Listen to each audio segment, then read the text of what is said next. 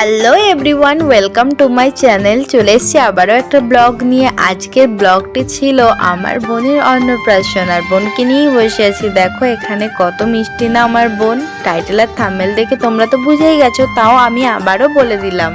ওর নাম সৃজিতা। কত কিউট না নামটা, আর কিউট নামের সাথে সাথে ও কত মিষ্টি। দেখো জামা নিয়ে এখানে ও খেলছে, জামাটা তো মুখেই ঢুকিয়ে নিচ্ছে।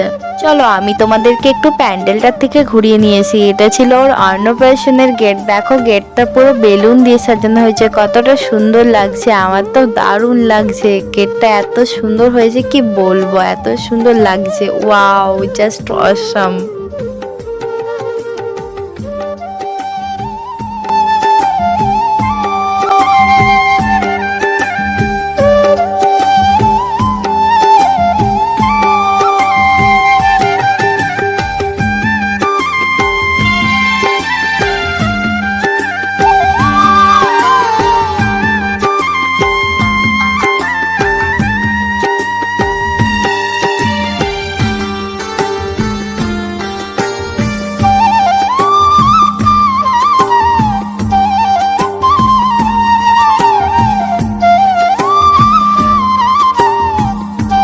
এই ছিল আমাদের প্যান্ডেল। কত সুন্দর না, কত সুন্দরভাবে ডেকোরেট করা হয়েছে। আমার তো খুব ভালো লেগেছে। তোমাদের কিরকম লেগেছে কমেন্টে জানিও। আর এখানে আমার ভাইয়েরা বসে আছে সবাই। সো আমরা বেরিয়ে পড়েছি পুজো করানোর জন্য, কারণ ওদের নিয়ম ছিল অন্নপ্রাশনের দিন একটা পুজো করানো হয়। তো দেখো এখানে সবাই চলে এসছে, আর আমিও ওদের সাথেই যাচ্ছিলাম পুজো করানোর জন্য।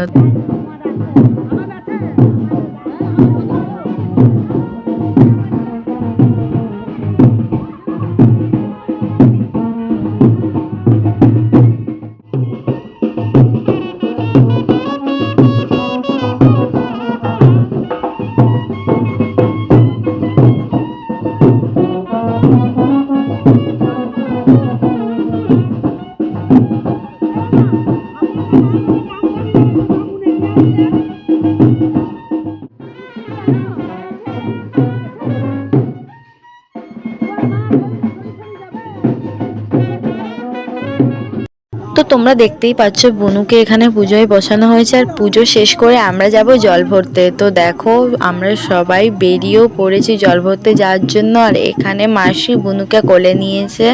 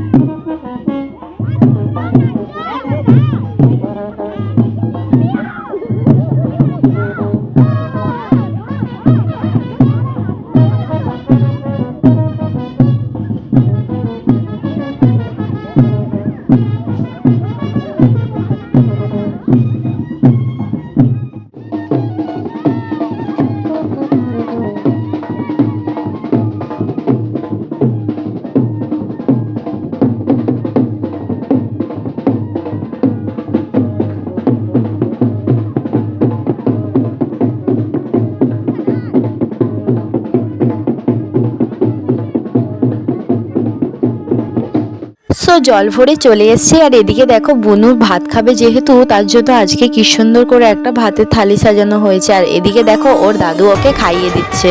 তো দেখো এখানে ওর দাদু ওকে ভাত মেখে খাইয়ে দিচ্ছে, যেহেতু ওদের দাদু ভাত হয়, তো সেই কারণে ওর দাদুই ওকে খাওয়াবে।